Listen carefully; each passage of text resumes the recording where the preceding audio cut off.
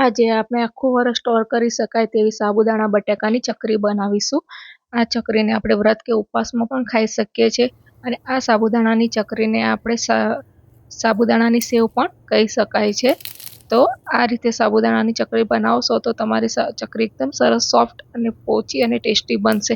તો સાબુદાણાની ચકરી ચાલો બનાવીએ। તો અહીંયા સાબુદાણાની ચકરી બનાવવા માટે મેં અહીંયા 1 કિલો સાબુદાણા લીધા છે। તો કપમાં જોઈએ તો 5 કપ છે। તો એને મેં સારી રીતે ચારીને અંદરથી જે કચરો કે કંઈ હોય તો એ વીણી લેવાનું અને એને 2 થી 3 વખત પાણીથી સારી રીતે ધોઈ લેવાનું છે કે જેથી એના ઉપરનો સફેદનો પાવડરનો ભાગ હોય એ નીકળી જાય। ત્યાર પછી એની અંદર આપણે તો પાણી 5 કપ લીધા હતા તો એની જગ્યાએ આપણે 12 કપ જેટલું પાણી રેડીને સાબુદાણાને ઓવરનાઇટ કે 8 થી 9 કલાક સુધી આપણે પલાળવાના છે। તો તમે જોઈ શકો છો કે આખી રાત મેં સાબુદાણાને પલાળ્યા હતા તો આપણા સાબુદાણા એકદમ સરસ ફૂલીને પોચા થઈ ગયા છે। તો આ રીતે આપણા સાબુદાણા પોચા થાય તો આપણી ચકરી સરસ એકદમ પોચી બને।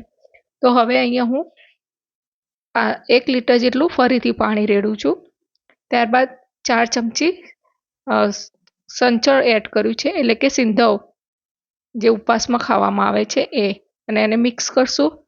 ત્યારબાદ 4 ચમચી જેટલા આદુ મરચાંની પેસ્ટ લીધી છે। અહીંયા તીખાશ તમે તમારા ટેસ્ટ મુજબ લઈ શકો છો। ત્યારબાદ 1.5 ચમચી અધકચરું વાટેલું જીરું લીધું છે। આ જીરાનો ટેસ્ટ ખૂબ જ સરસ આવે છે। તો આ રીતે આપણે એને હલાવતા રહીશું અને હવે એને ઉકળવા મૂકશું। ત્યાં સુધીમાં મેં 1 કિલોની સામે 500 ગ્રામ બટાકા લીધા છે। ઘણા લોકો જેટલા સાબુદાણા હોય એટલા લે છે કે એના દોઢા લે છે, પણ તમે બટાકાનું માપ ઓછું રાખશો તો તમારી ચકરી એકદમ સરસ સોફ્ટ બનશે। જો વધારે બટાકા હશે તો તમારી ચકરી ખાવામાં થોડી કડક થઈ જશે। તો અહીંયા આપણે લગભગ 20 થી 25 મિનિટમાં આપણા સાબુદાણા એકદમ ટ્રાન્સફર થઈ ગયા છે। તો તમે જોઈ શકો છો કે મેં બટાકાને આ રીતે આપણે છીણીને એડ કરવાના છે કે જેથી ગાંઠા ના રહે અને એકદમ સરસ થઈ જાય। તો એને સારી રીતે આપણે હવે એની અંદર મિક્સ કરી લઈશું અને આ રીતે હવે એની અંદર આપણે 2 લીંબુનો રસ નીચોવશું। એના લીધે આપણી ચકરી ટેસ્ટમાં ખૂબ જ સારી લાગે છે।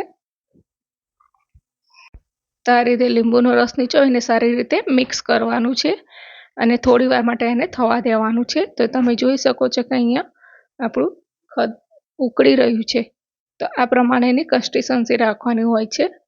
હવે અહીંયા આપણે તેને તડકે સૂકવવાની છે। તો આ રીતે હું ધાબા ઉપર જઈને સૂકવું છું। તમારી ઘરમાં જો કરવું હોય તો પણ કરી શકો છો।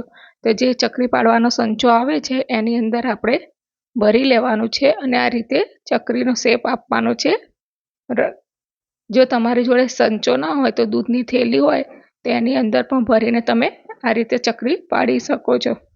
તો આ રીતે આપણે બધી ચકરીને પાડી લઈશું। તો આ રીતે આપણે બધી ચકરી પાડી લીધી છે અને એને આપણે 2 દિવસ સુધી તડકામાં સૂકવવા રાખવાની છે અને એને ફેરવતા પણ રહેવાનું છે। તો આ રીતે આપણા 2 દિવસ પછી ચકરી બધી સુકાઈને એકદમ સરસ ક્રિસ્પી થઈ ગઈ છે। તો કડક સુકાઈ ગઈ છે। તો તમે આ રીતે ચકરી બનાવશો તો તમારું આખું વર્ષ માટેનો સ્ટોક તૈયાર થઈ જશે। અને ચકરી એકદમ સુકાયેલી હોવી જોઈએ। જો થોડીક પણ અંદર ભેજ હશે તો તેલમાં ફૂટશે અને તમારી ચકરી ખરાબ પણ થઈ જશે। તો હવે એને આપણે તળી લઈએ। તો અહીંયા તેલ થોડું મીડિયમ રાખવાનું છે।